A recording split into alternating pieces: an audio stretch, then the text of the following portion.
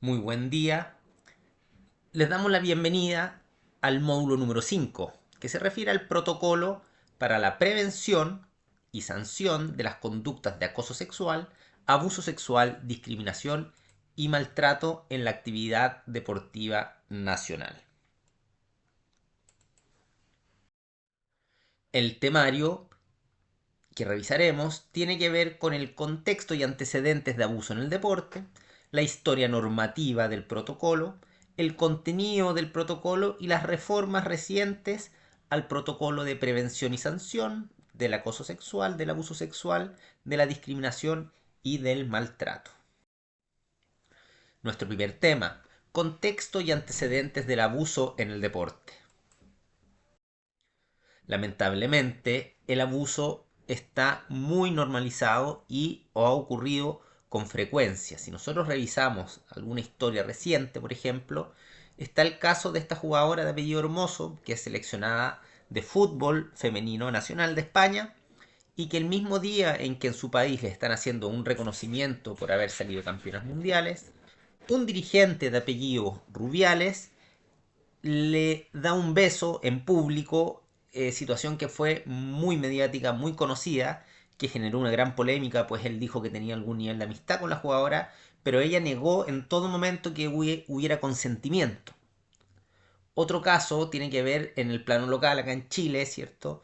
Con el entrenador del equipo de las Marcianitas, este equipo que obtuvo el título mundial de hockey patín y que luego de muchos años las jugadoras denunciaron acoso y abuso sexual por parte del entrenador. Quizás el caso mediático reciente más conocido es el caso de Simone Biles, ¿cierto? Que contó estos horrores vividos durante su trayectoria como deportista de parte de una persona que era integrante del equipo, entiendo que es el kinesiólogo, y esta persona hoy en día ya está en la cárcel, pero fueron años en que lo pasaron muy mal y muchos años de silencio, en que no tuvieron apoyo ni protección. Este caso es bastante dramático también, de una tenista francesa que durante muchos años fue abusada por su entrenador, quien además al hacer la denuncia no fue apoyada por la Federación de Tenis de su momento, pues el entrenador al parecer les proponía varios títulos, entonces no tuvo el debido apoyo esta deportista.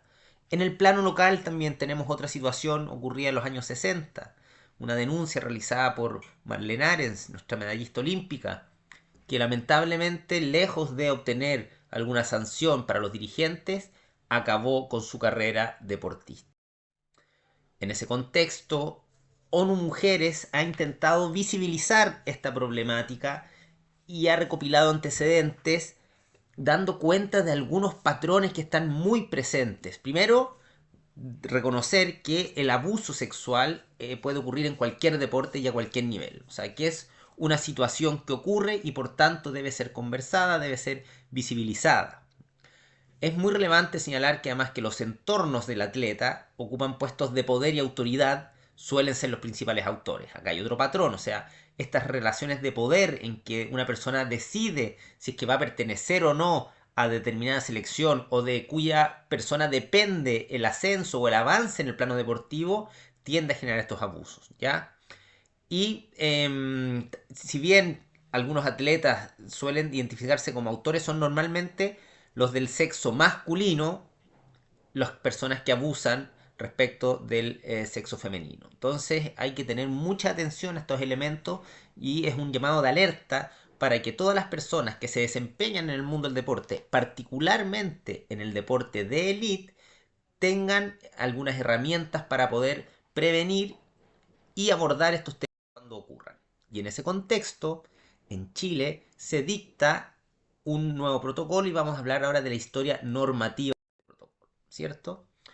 Que la ley 21.197 es la ley que modifica la ley del deporte, la ley que regula la sociedad de unidades deportivas y la que crea el Ministerio del Deporte con la finalidad, esta ley, su único foco es crear un sistema de protección y obliga a la redacción del protocolo. Entonces se sustenta en la potestad reglamentaria, ¿cierto?, del presidente, fundada en la ley del deporte, la ley que crea el ministerio, y en los oficios respectivos que permiten la correcta tramitación de la ley 21.197. Hay que tener muy presentes que es deber del Estado crear las condiciones necesarias para el ejercicio, fomento, protección y desarrollo de las actividades físicas deportivas. Que la ley 20.686 crea el Ministerio del Deporte, el ministerio que incorpora a la ley 20.197 y que finalmente es una obligación de la comunidad en su conjunto, ¿cierto? La comunidad deportiva nacional, la prevención y sanción del acoso sexual, el abuso sexual, la discriminación y el maltrato, particularmente en sus artículos 31, que habla del esparcimiento, juego y actividades culturales, es decir, el niño tiene derecho al esparcimiento, al juego y a participar en las actividades artísticas y culturales. Hizo el artículo número 3, que hace referencia al interés superior del niño. Todas las medidas respecto del niño deben estar basadas en la consideración del interés superior. Y es el Estado el órgano encargado de la protección y cuidado cuando los padres, madres u otras personas responsables no tienen capacidad de hacerlo. Es relevante mencionar también que la Convención sobre la Eliminación de todas las formas de discriminación contra la mujer hace referencia en su artículo 10 a que los Estados partes adoptarán todas las medidas apropiadas para eliminar la discriminación contra la mujer a fin de asegurar la igualdad de derechos con el hombre en la esfera de la educación y en particular para asegurar en condiciones de igualdad entre hombres y mujeres las mismas oportunidades para participar activamente en el deporte y la educación. ¿Ya? Con todo ese sustento teórico, legislativo, nos vamos ahora al contenido del protocolo.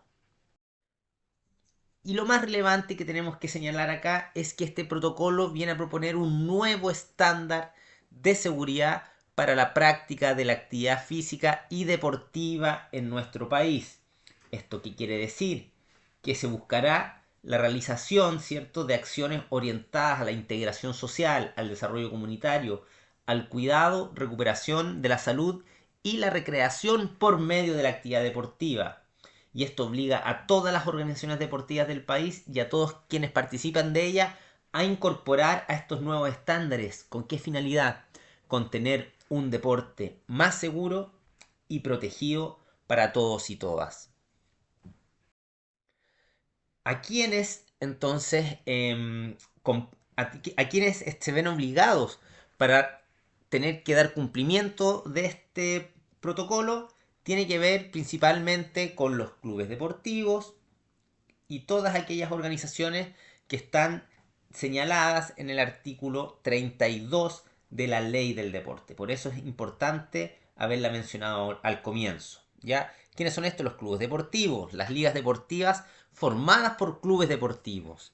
A su vez, las ligas deportivas permiten y generan asociaciones deportivas. Cuando ya tenemos un grupo de asociaciones deportivas, podemos hablar de los consejos locales deportivos. Se van integrando entre ellos y se van creando las asociaciones deportivas regionales, que a su vez, cuando tenemos ya un conjunto de asociaciones deportivas regionales, damos paso a las federaciones deportivas, ¿ya? Y estas federaciones forman la Federación Nacional Deportiva, que son aquellas que representan al deporte en su conjunto, particularmente frente al Comité Olímpico Chileno. Organizaciones deportivas profesionales también tienen que dar cuenta de ello, que son aquellas creadas bajo la ley 20.019 y las sociedades anónimas deportivas a las que corresponden, por ejemplo, los clubes deportivos de fútbol. ¿Ya? El Comité Olímpico Chileno también está obligado a incorporar este protocolo, la Federación de Fútbol de Chile y cualquier otra organización deportiva, por muy pequeña o grande que sea, debe considerar la incorporación de este protocolo dentro de su orgánica para la debida seguridad de sus niños, niñas, adolescentes, mujeres y hombres que realizan actividad física o deporte en el país. El protocolo está inspirado en algunos principios. El primero de ellos es el de inclusión, y este hace referencia a que niños y niñas son sujetos de derecho. Por lo tanto, en su actuar debe primar, como ya lo vimos, de la Convención Internacional de los Niños, el interés superior del niño siempre presente, el principio de igualdad y no discriminación, que este implica que todos los niños y niñas tienen acceso al deporte, a la actividad física, sin distinción de género, raza o cualquier diferencia arbitraria, y el principio de autonomía progresiva y el derecho a ser oído. El segundo principio tiene que ver con la igualdad de género y equidad, que pone en un plano de igualdad tanto a hombres y mujeres como cualquier otra disidencia sexual. La no discriminación contra la mujer. Esta resulta contraria a los tratados internacionales ya mencionados, ¿cierto? Y toda decisión que sea discriminatoria en contra de la mujer deberá ser sancionada e investigada por este protocolo.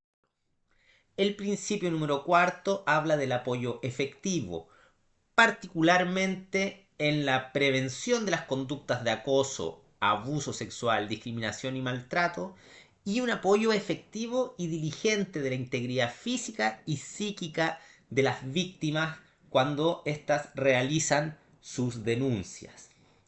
El principio número 5 tiene que ver con la celeridad de los procedimientos, y esto invita a que las personas responsables de los ergonismos realicen la investigación en plazos acotados y breves para poder alcanzar la solución inmediata de estos asuntos, ¿cierto? Un enfoque preventivo sería el sexto principio. ¿Qué quiere decir eso? Que se debe planificar un diseño y ejecución de medidas destinadas a prevenir la ocurrencia de estas conductas lesivas.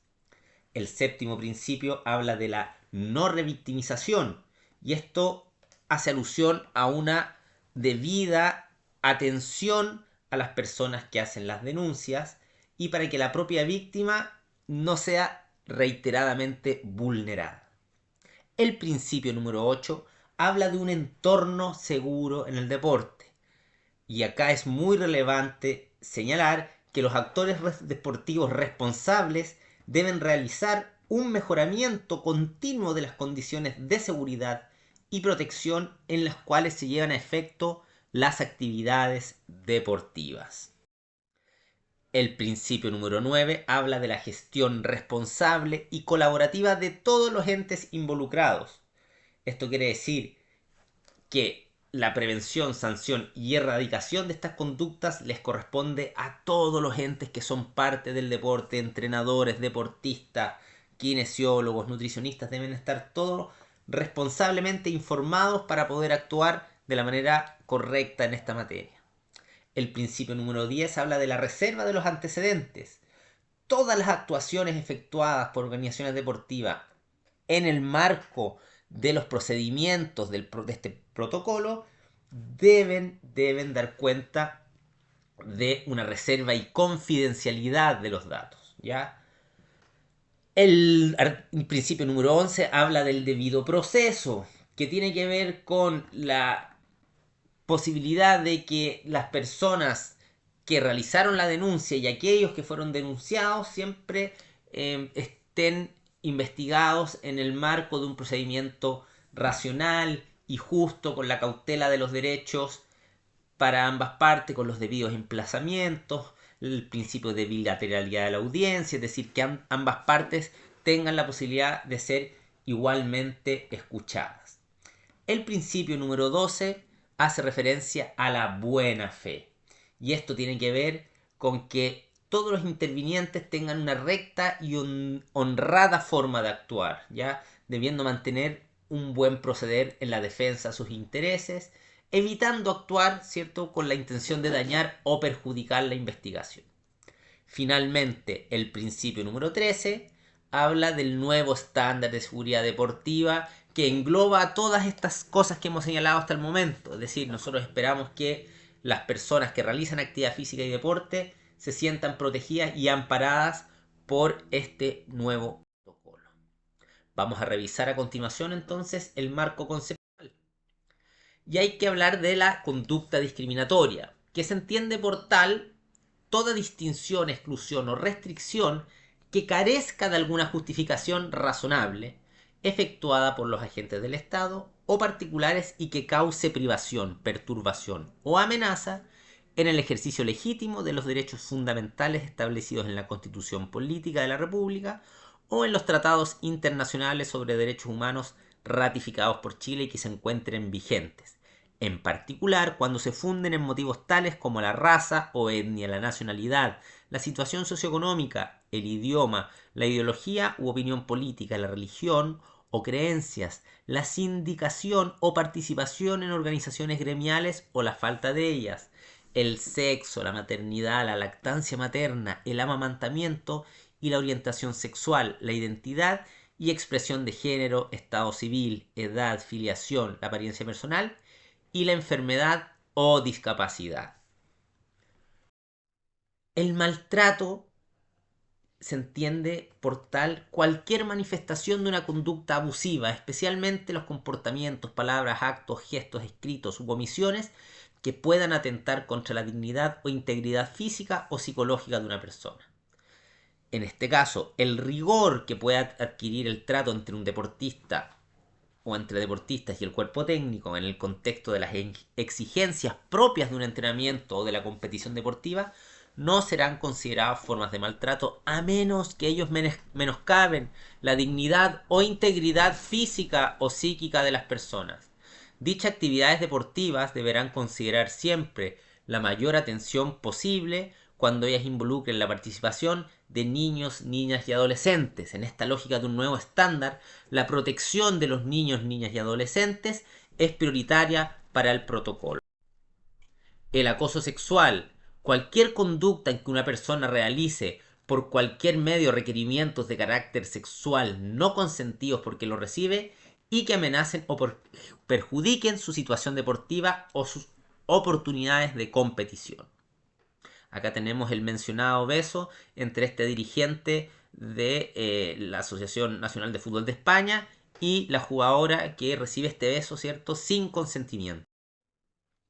Y finalmente el abuso sexual, que es aquella conducta de acceso al cuerpo de otra persona que se realiza por cualquier medio que no sean consentidos por quien la recibe.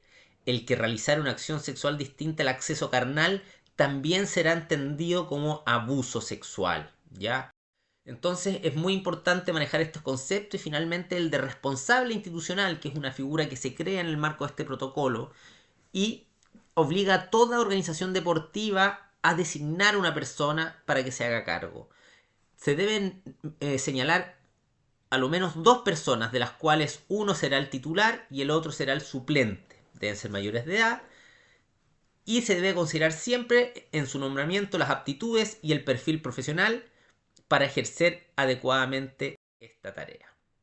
Vamos a hablar ahora de las medidas preventivas, educativas y su difusión. Estas medidas le corresponden al Comité Olímpico Chileno y al Comité Paralímpico de Chile. Ambas instituciones tienen un deber de promoción, es decir, tienen que generar estrategias para que el protocolo sea a lo menos conocido y aplicado en todas las instancias deportivas. Para ello tienen que crear un plan estratégico dirigido a promover el cumplimiento del protocolo entre sus organizaciones deportivas afiliadas. Entre las obligaciones tienen que a lo menos una vez al año ellos tienen que hacer un seminario para ir actualizando e informando a la gente. Además deben elaborar un informe anual acerca del cumplimiento y que han efectuado el protocolo.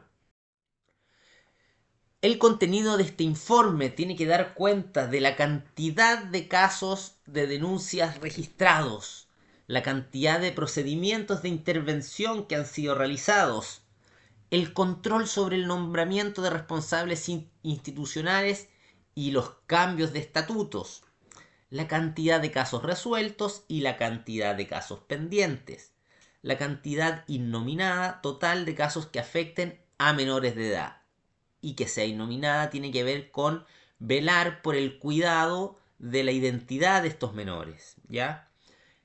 El sexto punto habla de indicar los casos ante el Comité Nacional de Árbitros o que han ido a sede penal, es decir, cuando estas denuncias van avanzando, tienen que derivarse o al Comité Nacional de Árbitros cuando no son constitutivas de delito o a las instancias penales correspondientes cuando los actos que ocurren son constitutivos de delito.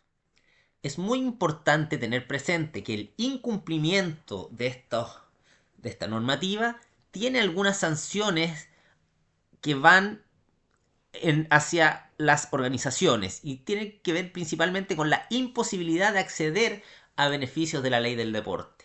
En este caso, al Fondo Nacional de Fomento para el Desarrollo del Deporte, a los subsidios que entrega el Ministerio del Deporte, a las concesiones que se les conceden a algunas organizaciones deportivas como clubes deportivos o federaciones, y las denegaciones en materia de deporte, es decir, el incumplimiento, no tener incorporado el protocolo o no tener, por ejemplo, inscrito al responsable institucional en la página web o no haber hecho las charlas preventivas, informativas, llevan acompañadas estas sanciones que afectan directamente a las arcas de las instituciones. Todo esto sin perjuicio de las sanciones personales que pueda tener cada deportista o entrenador, dependiendo de si son constitutivas de delito, en ese caso resuelven los tribunales de justicia, o de no serlo, resuelve el Comité Nacional de Arbitraje.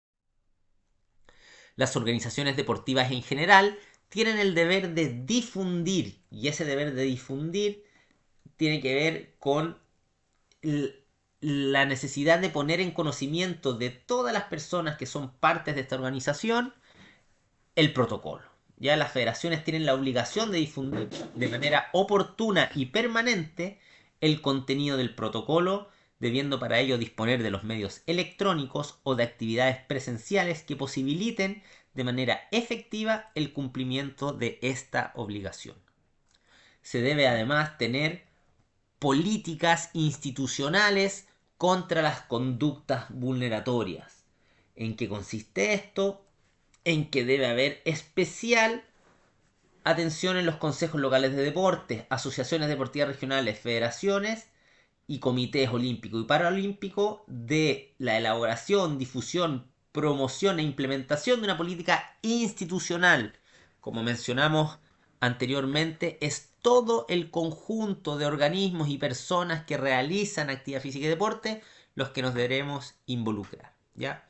Todas las organizaciones deportivas, además, deben tener órganos de disciplina deportiva. ¿A qué nos referimos con esto? A que se deben establecer tribunales de honor, comités de ética o cualquier otra denominación similar que pueda tomar conocimiento de estos antecedentes y resolver en sus casos lo que corresponda. Los responsables de directorio de cada organización deberán mantener un registro de los casos y de las sanciones que hayan sido aplicadas conforme a la ley 21.197. Además, como un cuarto punto, deben haber medidas de resguardo que son relativas a la contratación de personal y sus requisitos. Se establece que debe haber certificados de antecedentes para fines especiales, tienen que presentar el registro de violencia intrafamiliar, el certificado de inhabilidades para trabajar con menores de edad y toda persona que sea contratada para trabajar en el mundo del deporte se le debe realizar una evaluación psicolaboral. Como quinto punto, se establecen medidas de resguardo que tienen que ver con los espacios físicos e instalaciones deportivas institucionales. Esto es muy relevante, pues, como señalamos anteriormente, es parte de este nuevo estándar que se establece. Es decir, ahora, por ejemplo, las salas de fisioterapia deben tener los horarios públicos. Las oficinas o lugares de reuniones deben tener visibilidad hacia el anterior. Debe haber un registro de uso de oficinas institucionales, es decir, yo sabré por medio de este registro cuándo, quién se reunió en tal oficina, lo que facilita luego los procedimientos de la investigación. Las salas de musculación y espacios de entrenamiento deben tener visibilidad hacia el interior de estos recintos.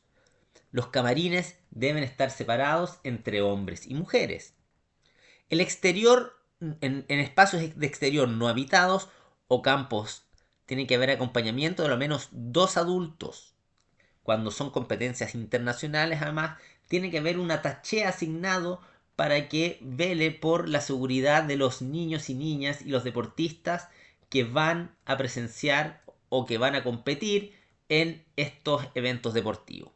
Las habitaciones, hay una estricta provisión ahora de que adultos y niños duerman juntos, y el responsable de la delegación debe tener un control de las visitas que reciben los deportistas y las deportistas, en particular niños, niñas y adolescentes. Este es un ejemplo de la incorporación de el protocolo en los estatutos de las federaciones. Todas las federaciones deportivas en Chile debieran tener un articulado similar al presente en sus estatutos, que incorpore el protocolo general para la prevención y sanción de las conductas de acoso sexual, abuso sexual, discriminación y maltrato en la actividad deportiva nacional. En este caso, el Estatuto de la Federación de Balonmano de Chile, en su artículo 72, señala que la Federación adopta el protocolo para la prevención y sanción de las conductas antes mencionadas en la actividad deportiva nacional del Ministerio del Deporte.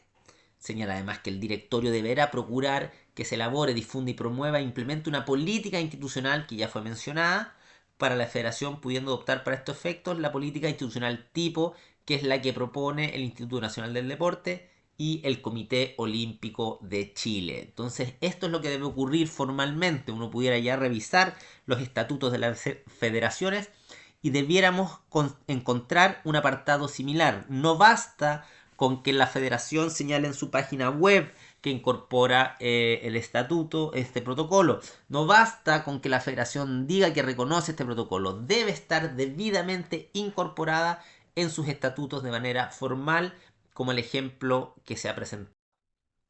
Los directores de organizaciones deportivas deben presentar un personal de apoyo. ¿Y en qué consiste este personal de apoyo?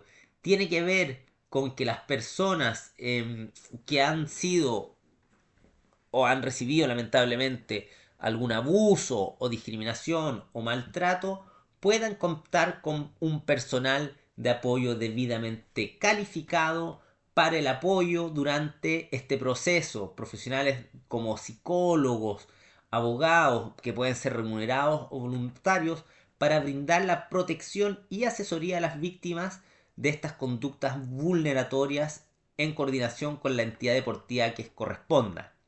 Puede ser que las federaciones o estos organismos no cuenten con los recursos para contratar estos servicios, en cuyo caso se deberán realizar gestiones como la celebración de convenios con algunos organismos que puedan entregar este apoyo necesario para aquellas deportistas y aquellos deportistas que se han visto vulnerados. Finalmente, respecto de las organizaciones deportivas profesionales, es relevante mencionar que se aplican los mismos criterios en la elaboración del informe, en el deber de comunicar, de hacer las acciones anuales de estas clases de información, pero ellos, a diferencia del coach y el copachi, tienen que elaborar informes trimestrales respecto de la cantidad de situaciones que han sido denunciadas, respecto de si hay niños o no involucrados, ¿cierto? Este informe es de carácter trimestral y no anual. Es relevante mencionar además que este protocolo se le aplica a todos los programas nacionales de alto rendimiento, ¿cierto? A todas las personas que son miembros de las organizaciones deportivas en función de los principios enunciados anteriormente, y de que se deben implementar medidas educativas y de información que ayuden a prevenir estas situaciones vulneratorias. Para esos efectos se va a coordinar con el Instituto Nacional de Deportes de Chile la implementación de al menos una vez al año algún curso de formación o capacitación respecto con perspectiva de género en materia de prevención y sanción de las conductas antes descritas. Vamos a hablar ahora del procedimiento de intervención. Este procedimiento ocurre frente a alguna denuncia de acoso, abuso, discriminación o maltrato. Ante esta denuncia puede haber un procedimiento de reclamación y un procedimiento de revisión de los antecedentes.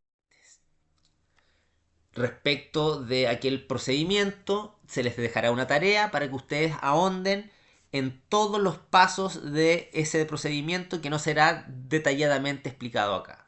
Lo que sí pondremos énfasis tiene que ver con las funciones del responsable institucional. Este debe recibir las denuncias, debe gestionar el procedimiento hasta su entera tramitación, debe contactar al denunciante durante las primeras 48 horas de recibida la denuncia para tener y dar cumplimiento al principio de la debida tramitación, la aceleración de los procesos. En caso de que lamentablemente hayan menores involucrados, se debe contactar con padre, madre o tutores para poner en conocimiento del procedimiento que se está realizando en el marco de el protocolo. Debe haber un expediente por denunciado, se deben evaluar todos los antecedentes, todas las pruebas y se deben analizar y realizar informes de estas denuncias, los que serán luego derivados a quien corresponda, eventualmente al Comité Nacional de Arbitraje o a la justicia ordinaria en caso de que sean constitutivos de delito. El Comité Nacional de Arbitraje, por su parte, tiene la potestad disciplinaria sobre las federaciones deportivas en materia de sanción. Es decir, los antecedentes que lleguen a su conocimiento será este comité quien determine las sanciones y no las federaciones. ¿Ya? También está obligado a denunciar ante el Ministerio Público aquellos antecedentes que son constitutivos de delitos de acuerdo a la legislación vigente. Debe establecer medidas de protección para evitar la revictimización, para separar al victimario de la víctima de los espacios laborales o de los espacios de entrenamiento. Debe además establecer medidas para mejor resolver, que quiere decir con que ordenará todas aquellas acciones que sean necesarias para dilucidar esta denuncia, aquellas personas que deban declarar o todos aquellos antecedentes que son necesarios para poder conocer de manera integral y completa este procedimiento y tomar la mejor decisión posible. Y en algunos casos puede restringir el principio de publicidad u oralidad cuando éste ponga en riesgo o exponga a alguno de los participantes de estas denuncias. Pueden ser o tanto el denunciante o el denunciado, y particular cuidado cuando son niños, niñas y adolescentes eh, quienes son víctimas de estas conductas vulneratorias que señala el protocolo. A continuación, haremos referencia a las sanciones, gestión de la información y monitoreo del protocolo. Para ello es necesario señalar que se debe mantener registro de las sanciones y de las sentencias ejecutoriadas de todos los organismos. Habrá una inhabilitación perpetua para participar de organizaciones deportivas aquellas personas que hayan sido sancionadas por un delito, acción que sea condenada por pena de los tribunales de justicia. Tiene que haber un uso responsable de la información, evitando el menoscabo de la honra, la revictimización y las lesiones injustificadas al derecho de las personas. Esto va en armonía con la posibilidad del Comité Nacional de Arbitraje de restringir la publicidad de algunos eventos. Entonces, dentro de todas las acciones, esto es coherente con lo que se ha señalado, ¿cierto?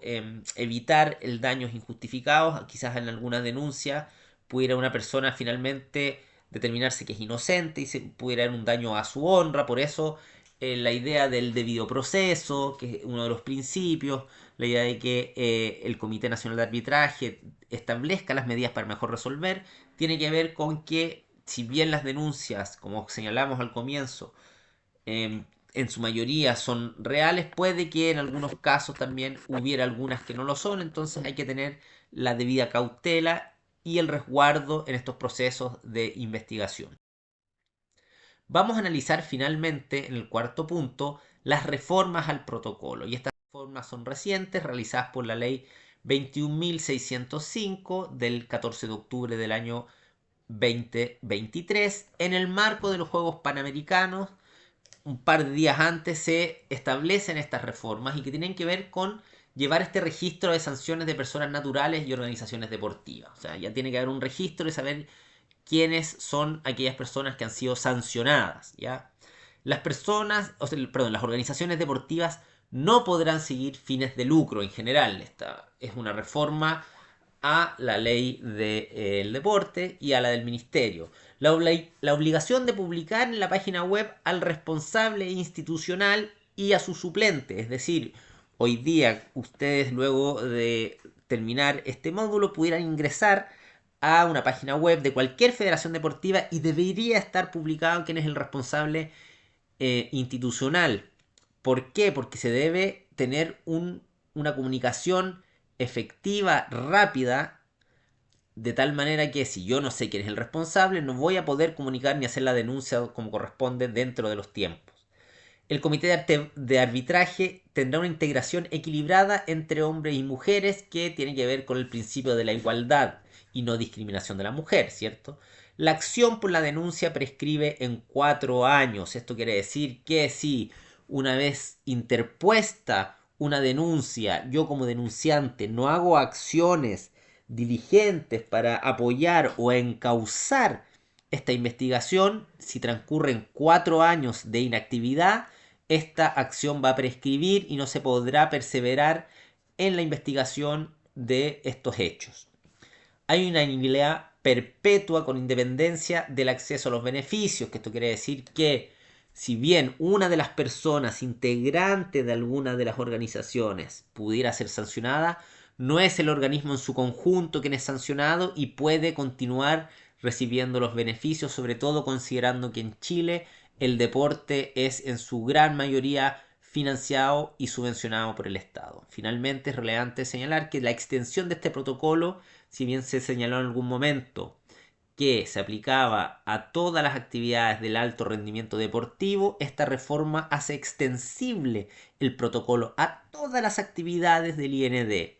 Por eso este proyecto Trampolín, que se encuadra, ¿cierto?, en el marco de la actividad física y el deporte, también está amparado, digamos, todos nuestros talleres están protegidos por el protocolo, es decir, nuestros niños, niñas y adolescentes que son parte del proyecto Trampolín están protegidos por todas estas normas que hemos señalado hasta el momento. Por eso es muy relevante que todos los monitores estén en conciencia y en conocimiento de este protocolo para que en caso de cualquier situación se actúe de acuerdo a las normas que han sido revisadas hasta ahora. Este es el protocolo, los invitamos y las invitamos a que lo revisen, está en los documentos del curso y les agradecemos su tiempo y atención, los invitamos ahora a realizar la actividad que queda pendiente y a responder el formulario para que puedan aprobar este curso. Muchas gracias.